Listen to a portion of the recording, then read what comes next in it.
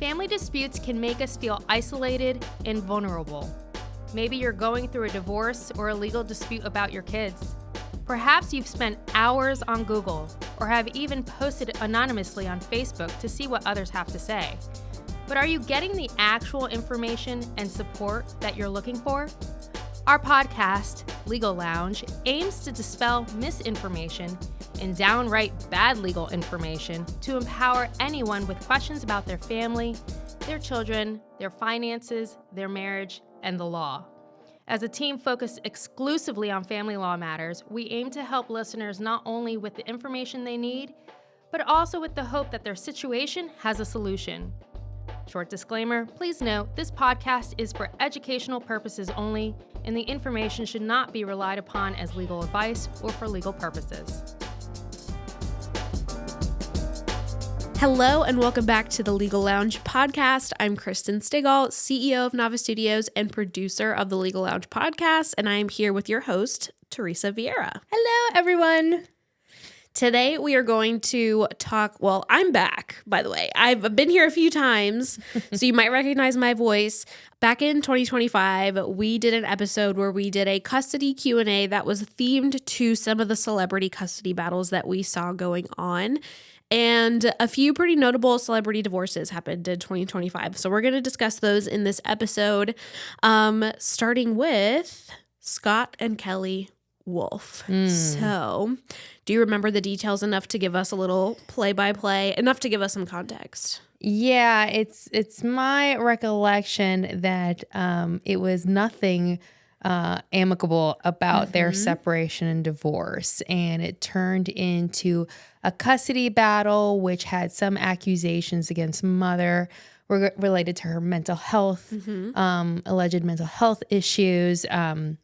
There was an order that gave father custody of the kids, and I think that's really where it was left off at least in the public spotlight. Yes. So there were granted temporary sole custody. I don't know if it's been made permanent, but basically he cited her mental health struggles, and she was also banned as a part of this order from using social media, in which she was saying that he was falsely claiming that she was struggling with mental health issues and like making a lot of claims about him on social media. So she was banned from social media, alcohol, and any sort of drug use. So what are your thoughts in general if you're working through a messy, non-amicable divorce situation where one spouse is claiming that the other spouse is not mentally well and could be a threat to the child in some way? Yeah, that's a really good question. And there's probably like 20 different routes we could go with it. Yes. Because it's critical to focus on the reality that what the courts want to do is what is in the best interest of the children. That's pretty much across the board. And so when a parent, especially a parent that happens to be in a celebrity spotlight, is acting in a manner that could and does negatively impact the children in some way, shape, or form, the courts are going to want to nip that in the butt. Like they're going to want to put protections in this situation, a pretty unique protection, basically preventing or prohibiting mother from using social media. Let me preface that with, it's one thing to be prohibited from doing something in an order versus actually being prevented. Unfortunately, the law and the courts have only so much of a reach, right? So it's not like they're going to go into her social media accounts and delete them. Right. But if she is found to utilize them after she's been directed by court order not to use them, then that's when the sanctions can be put in play. You generally don't see that level of, influence of a court order here in North Carolina specifically. I don't want to say it's impossible, but it is unlikely just because, it's the higher profile individuals are the ones hurt most by a lot of those accusations online because, if one agency or news agency or a media producer finds out about an actor or actress, or someone in the spotlight, they may not be hired for a job. Actually, we saw that in the Johnny Depp divorce in separation situations. So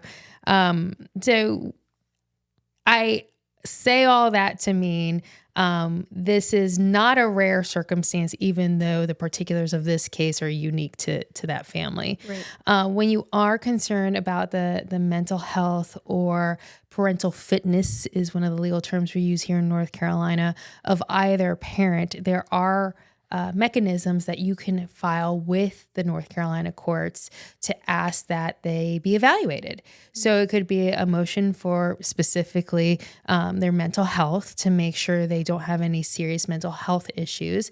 Now that is separate from a parental fitness examination. And that's more so not just any mental health concerns, right? Like severe depression and bipolar disorder or anything like that.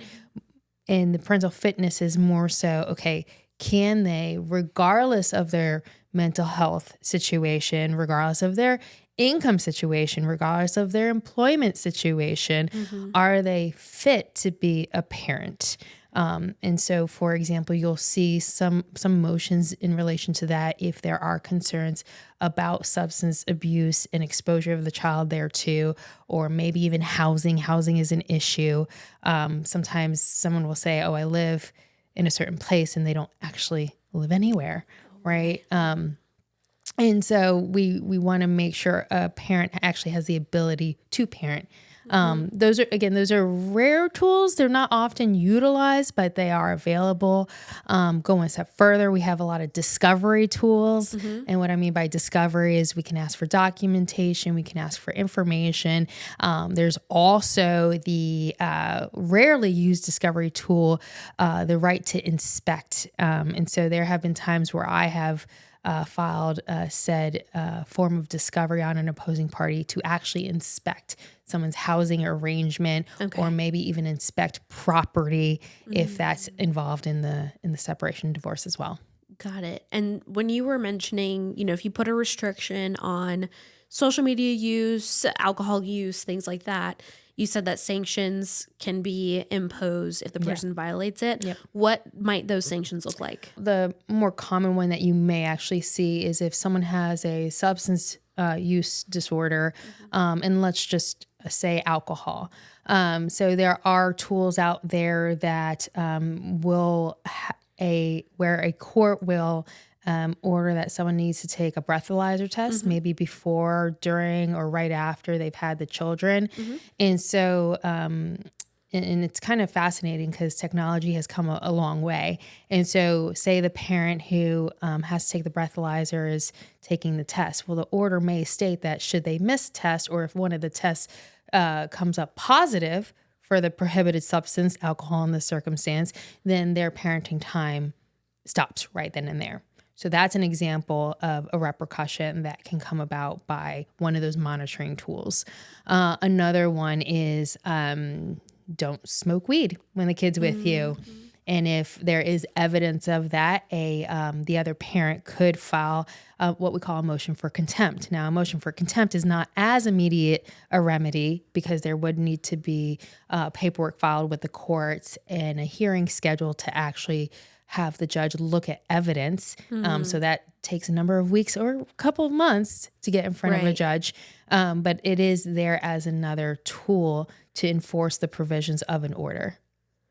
Got it. And that brings us pretty neatly into the next example, which is, I believe this happened actually in early 2024, but Jeremy Allen White, the star of The Bear on Hulu. Great show, by the way. Fantastic show. Fantastic actor. Yes. It seems that he's, a stand-up guy in the workplace, but people were really shocked when kind of the details of his divorce from his wife, Addison Timlin, came forward, and she said that he had struggled with alcoholism, and so he had to take a breathalyzer several times while he was with his kids. And people were really surprised by that. And I didn't know that was something that you could mandate. And so you gave a little bit of details on that, but what are some reasons why people might find that necessary? Sure. Now let's back up. I know the public was surprised about that. Let me say very clearly, alcohol use is not illegal. So let's start there, right?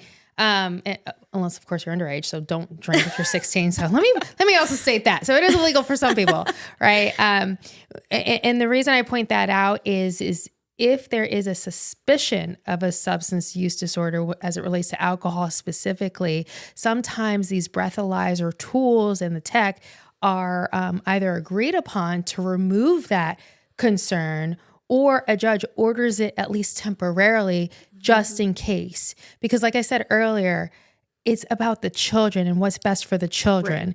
Right. So even if a parent is not formally diagnosed with alcoholism or a substance use disorder, and the substance being alcohol, that's kind of not the most important piece of this puzzle. Right. The most important piece of this puzzle is just making sure the children are safe. For all we know, maybe he consented to that because the technology is actually not that expensive. Yeah. And what's nice is that it's an immediate type of response. So it keeps everyone aware, including attorneys. We can get the emails too about the results, and it keeps everyone aware and on the same page in real time about any type of alcohol use when the children are with said parents. Now, go one step further. Generally, that is only ordered in a temporary order here in North Carolina, not so much a permanent order. Again, the parties can agree otherwise. But at the end of the day, it's meant to be a tool to make sure we are moving the parents in the direction of pretty much stepping up for their kids. Right. And if they can't step up, and that's what we want, because we want both parents to be able to be involved in their children's lives for their benefit. It's great that we have access to that technology, and it's also probably a good way. You want, ideally, the parent of your children to live a long, healthy, happy life, even if it's apart from you as a romantic partner, so that they're present in your kid's life. So to be able to see, okay, there's a problem here, we're literally seeing it tracked on this breathalyzer, they can get the help that they need. And it's not something that you just push under the rug because it's not your problem anymore. Yeah. And let's also caveat this. We're humans. Yeah. To presume that anyone is perfect is to live in La La Land. And I'm not just saying that because we're talking about celebrities and La La Land is a great movie. But at the end of the day, that's not reality, right? We are dealing with real people with real problems, with real influences, societal, substance and otherwise, with real children in a, I would say a broken system when it comes to the judicial system. And if we are still expecting families to be in an adversarial system, then when it comes to their family and their finances and their children, then we can't sit here and expect everyone to be hunky-dory and have, grade A mental health through the whole process. Right. That's unrealistic and honestly unreasonable. So if someone's saying that they're having trouble or exhibiting concerns such as having a drink, right? Okay, that is the least of our concerns. Right. We're going to monitor it, and we have tools in place to make sure it doesn't negatively impact the children, but we can't sit here and be like that is a death sentence or a life sentence on a parent. Right. Exactly. I think it was also a part of their arrangement that he was to attend Alcoholics Anonymous meetings. So how would something like that be tracked? Is that self-reported? Is there somebody at the Alcoholics Anonymous meeting that reports back to the attorney? Like, how do you prove that you attended these meetings? A lot of that is self-report. And generally you can kind of see the progression, right? Because if we started the breathalyzers and they were positive, like let's say they were ordered for 3 times a day and there's alcohol in the system, all 3 tests during that day. But then they start going to Alcoholics Anonymous and they're going to the meetings and they're self-reporting that they've gone to, whether it's once a week, hell every day, then you tend to see that then reflected in any breathalyzer reports. But yeah, we also want to be cognizant that there is a level of privacy that we want to respect when it comes to AA. similar to the level of privacy that we want to respect for purposes of therapy.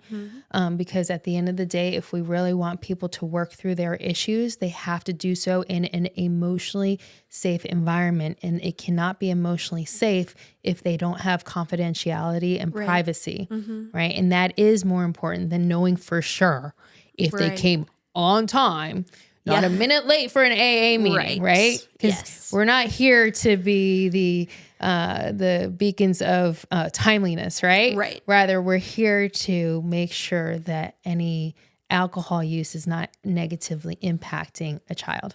Right.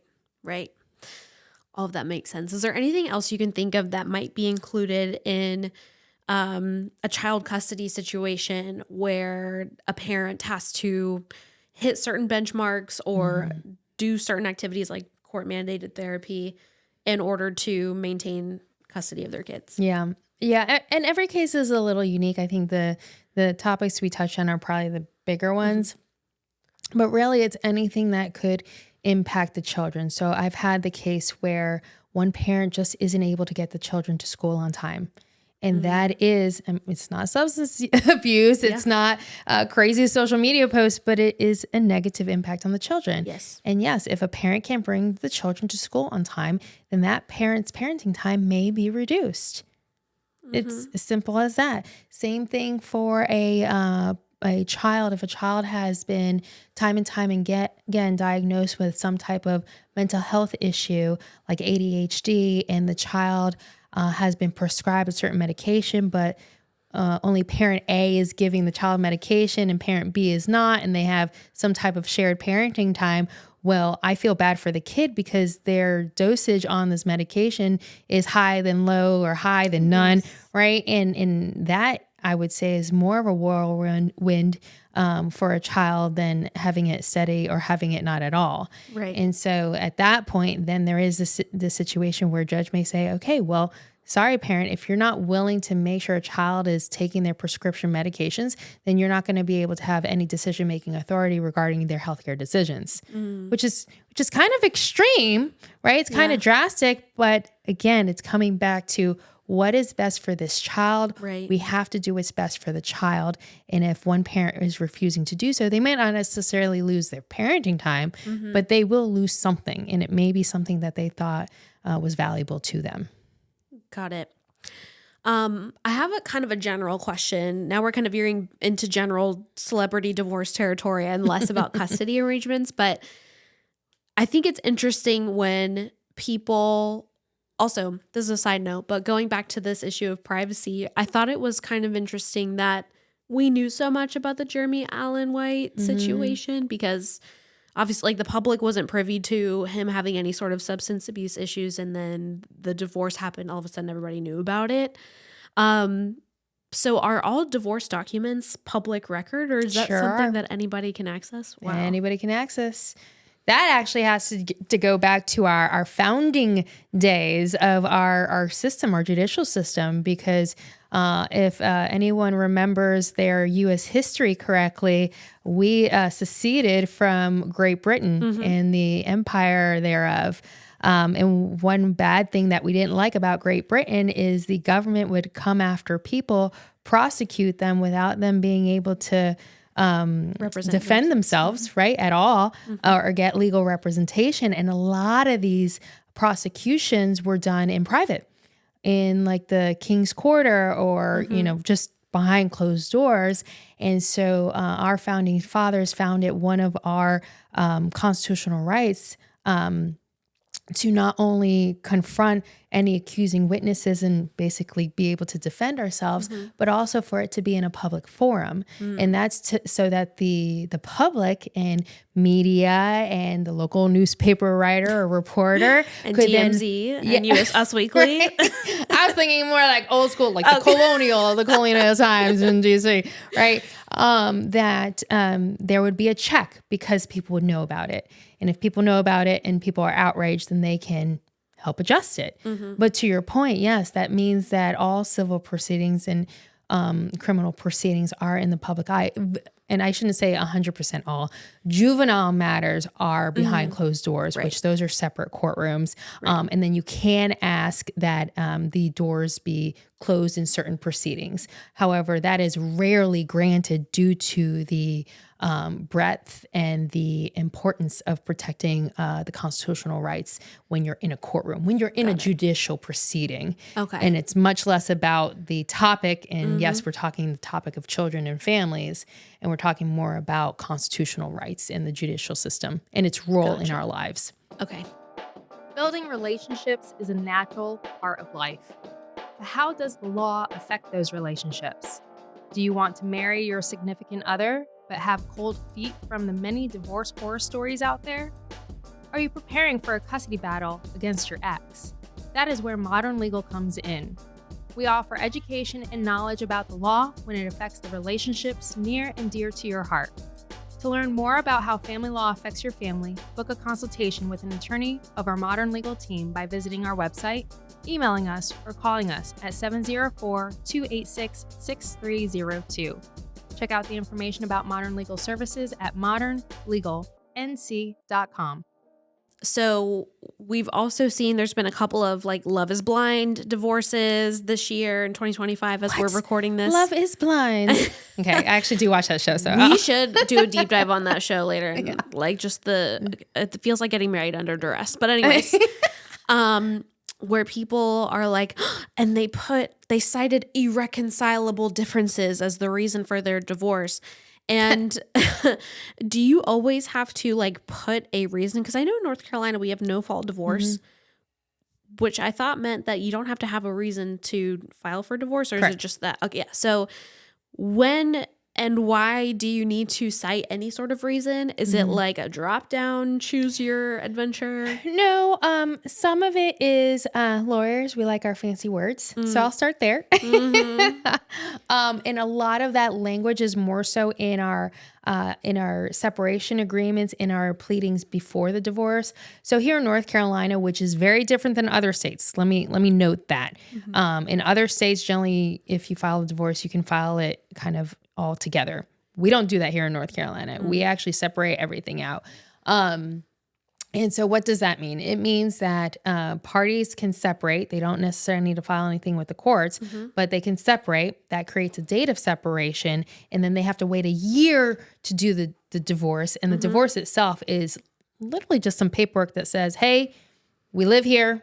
We separated a year ago. We haven't been able to work things out. And I still want the divorce. At least the moving party does. You serve the paperwork, you get a divorce judgment within a couple months. Yep. That's different than dealing with property distribution. That's different than dealing with spousal support claims. That's different than dealing with any children you may have or child support issues.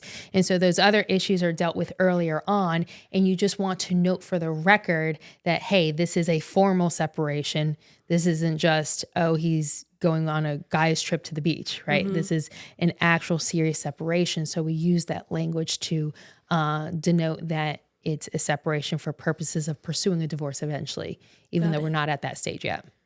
Remember in Sweet Home Alabama when Reese Witherspoon's ex-husband, or soon-to-be ex-husband, refuses to sign the official divorce papers, and so they can't get divorced? Is that a real thing? No. That whole scene has messed up divorce proceedings, or like the public's understanding of divorce proceedings, for decades. There is no, you don't. You want to get a divorce? We'll get you a divorce. Yeah. Now, the requirement is service of the documents. Okay. So for example, if you and I are married, I can't just go to the courts and in secret, similar to, the Kingsmen back when we revolted against the tyranny. That's a good history episode. Yeah, right? I can't go to a courthouse and just say, hey, I want a divorce, and do it in secret and get an order. Yeah. Right? I need to tell you, right? And the way that we legally tell someone, hey, I have a filing against you, and this has actually nothing to do with divorce, but all to do with civil procedure, and this is for any complaint.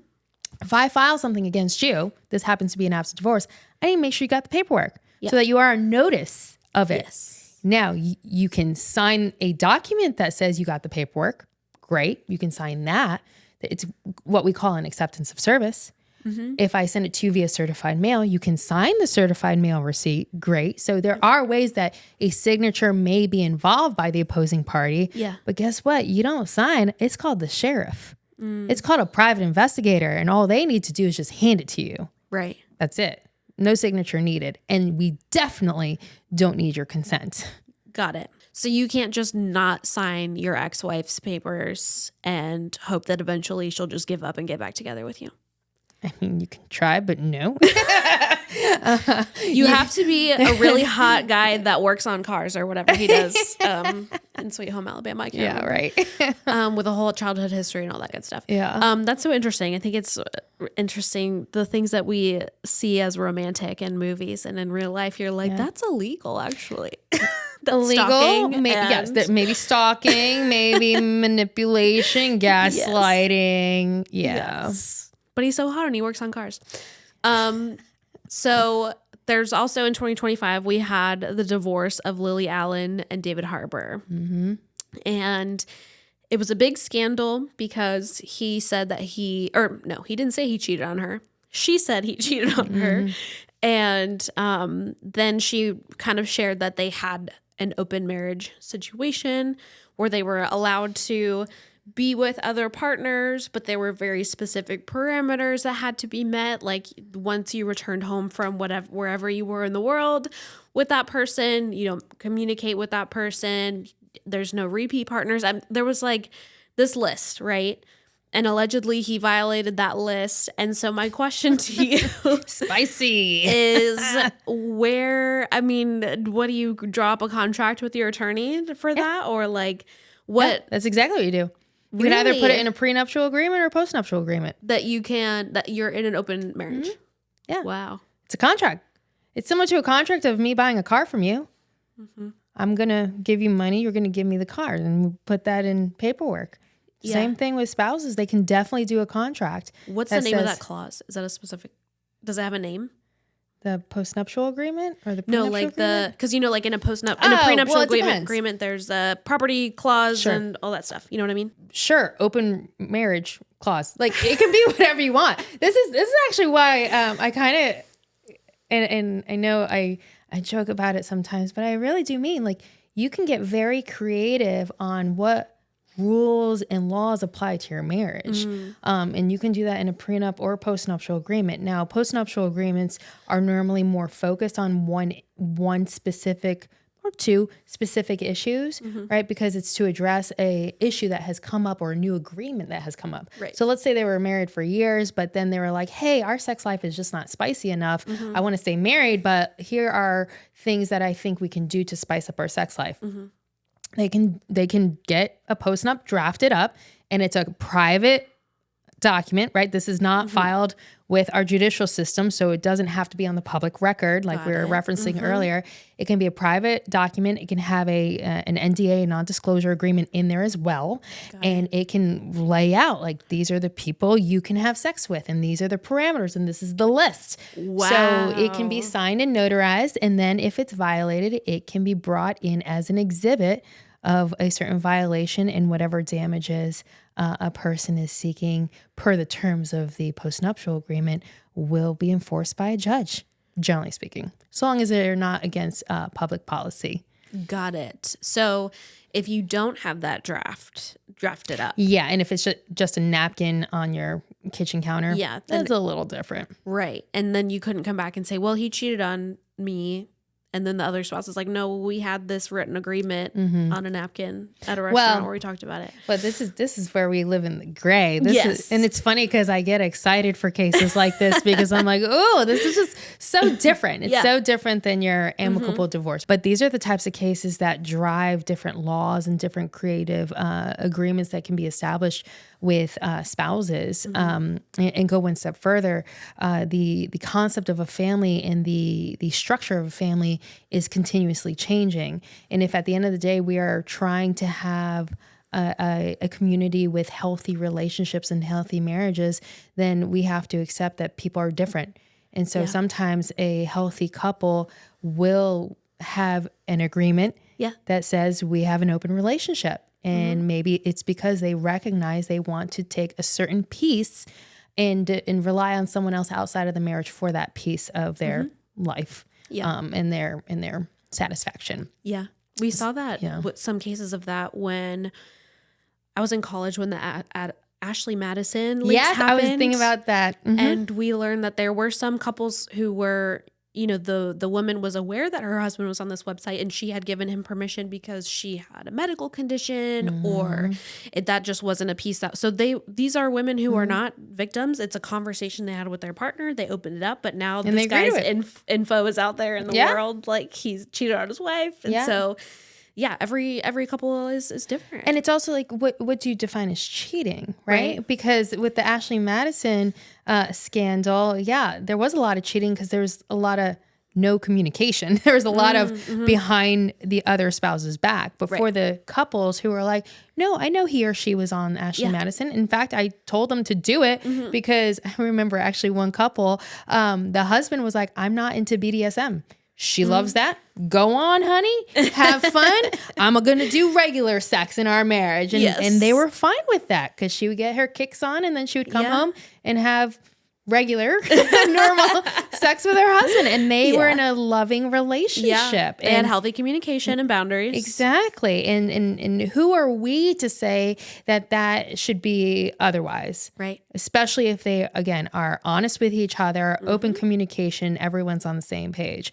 Yep. Now, in North Carolina, you know, cheating is a factor when we're looking at spousal support. So it's not necessarily a claim in and of itself, but rather it's the lead form of marital misconduct that could be a bar and or influence as pretty much a requirement that someone has to pay spousal support. And the way that works, very simply put, is that if the dependent spouse, meaning the one who has no money, goes out and cheats, then the supporting spouse does not have to pay them alimony. Flip it. If the supporting spouse, the one with the money, cheats, then they are presumed to have to pay spousal support to the dependent spouse. Okay. Still has to be dependency though. If both spouses don't cheat, then it doesn't apply. If both spouses do cheat, it also doesn't apply. Because at that point, it's like, okay, both people were having sex outside of the marriage. Yeah. Sucks, but it's not as big a factor. It in reality it's not as big a influence as I think scorned spouses want it to be, and what some cheating spouses fear it may be, because at the end of the day, there still has to be dependency. Yeah, meaning there still has to be someone who makes most, if not all, the income in the household, right? And there has to be the ability to pay. So if a supporting spouse has only the ability to pay, say, $1,000 a month, I don't care if you believe you deserve $10,000 a month. If the money's not there, I don't care how many women or men he or she cheated on you with. Yeah. And I know it sucks, but that's the law. Right. So we still have to take into account those two realities that are a requirement within alimony. Now I will note here in North Carolina, and because I can talk about the law all day. So it's only a factor when it comes to alimony, not post-separation support. Okay. And you're like, wait, Teresa, what's post-separation support? It's another form of spousal support because we have two forms here in North Carolina. And post-separation support, which what it kind of sounds like, is to get you through that separation period. Got it. So I've had situations where the dependent spouse did cheat, but the supporting spouse was still required to pay something. Granted, I feel like I have a stronger argument there where it's minimal. Yeah. Versus what they would have gotten otherwise because the dependent spouse cheated. And it's just until the divorce is finalized. Not even that. One of my orders was only for 6 months. Oh, wow. Yeah.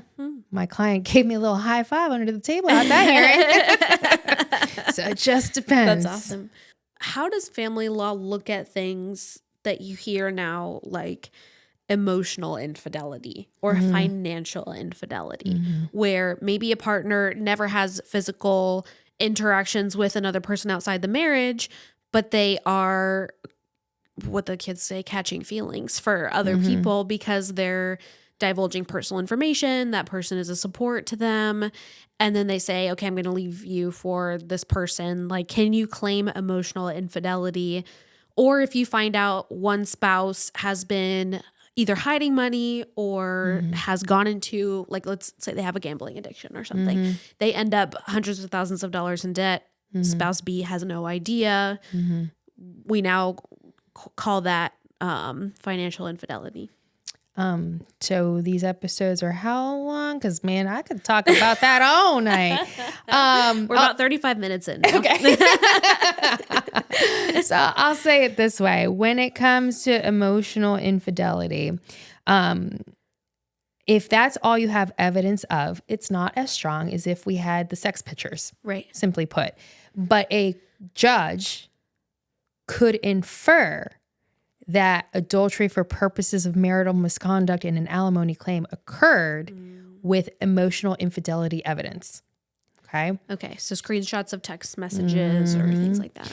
So it's not saying that a judge will necessarily find that there's been marital misconduct, but you can definitely use it as evidence. Because if you have a 100-page text chain of a lot of sexting, a judge could infer, all right, sex had to have occurred in this time period, right?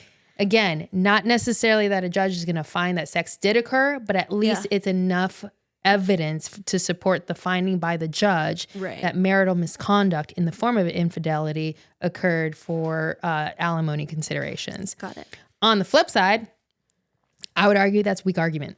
So a judge could also say, no, I'm not going to find infidelity on there. And going back to the two bigger pieces, dependency and ability to pay, a judge could say, it doesn't even matter. Right. At the end of the day. I would say probably, I'm assuming, I'm going to put words in your mouth, that as an attorney, you would not advise your clients to go out and date during their separation period and wait until your divorce is final before you date. Not even the divorce, but the spousal support claim is resolved. Hell. If I can try to resolve your case amicably, don't get in my way. And you're getting in my way when you're going out dating. And honestly, it has nothing to do with the law, but it's like, hey, we all catch feels when our exes go find someone new. Yes. Right? Yes. That's It's being so human. fresh. That's reality. And especially if you're doing it 2 weeks after the date of separation, killing me, Smalls. Right? Like, just my poor mom, she'd be like, keep that pecker down, or to the girls, keep those legs closed.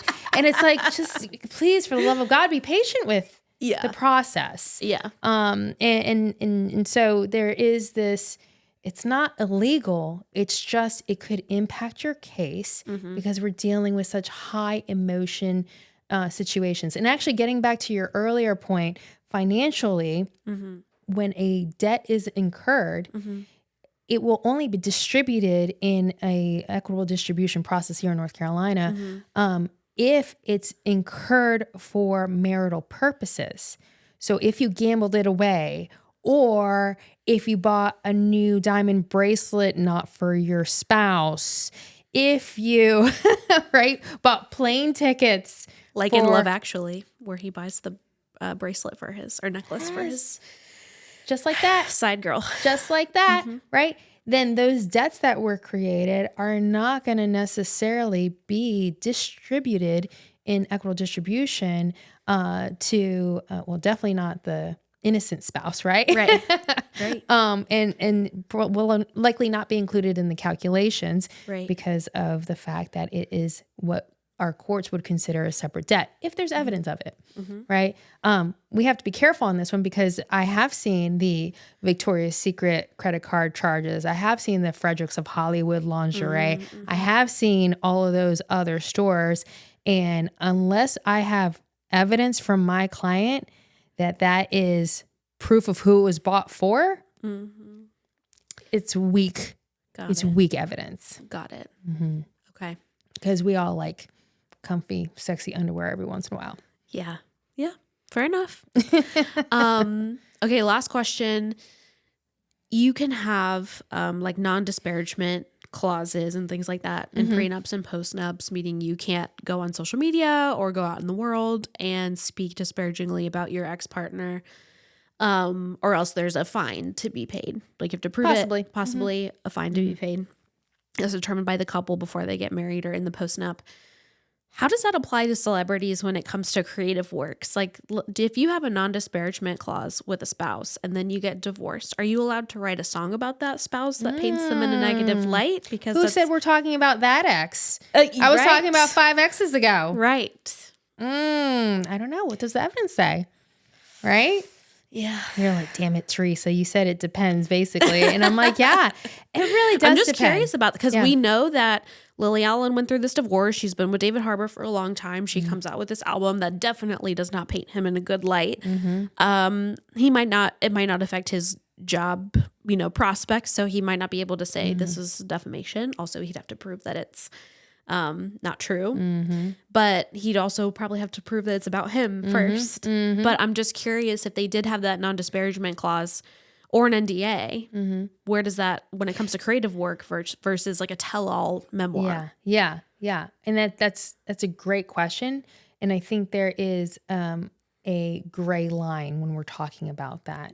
Because, and I guess to bring the celebrity back to our listeners who, hey, if we have some celebrities, hey, how you doing?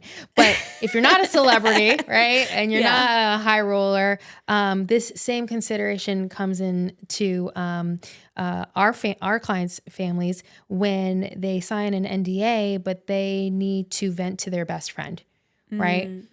Does the NDA prevent them from getting the solace and support from their best friend? I would argue no. Yeah. But that's still an argument because you're technically not supposed to disclose any information about it, right? Yeah. Or let's say you happen to be a host on a talk show and you happen to reference some of your inner turmoils because, oh, my husband cheated on me. Oh, but no one knew he cheated. And then you're like, oh, is that non-disparagement? Or is that just a reality of life, right? Yeah.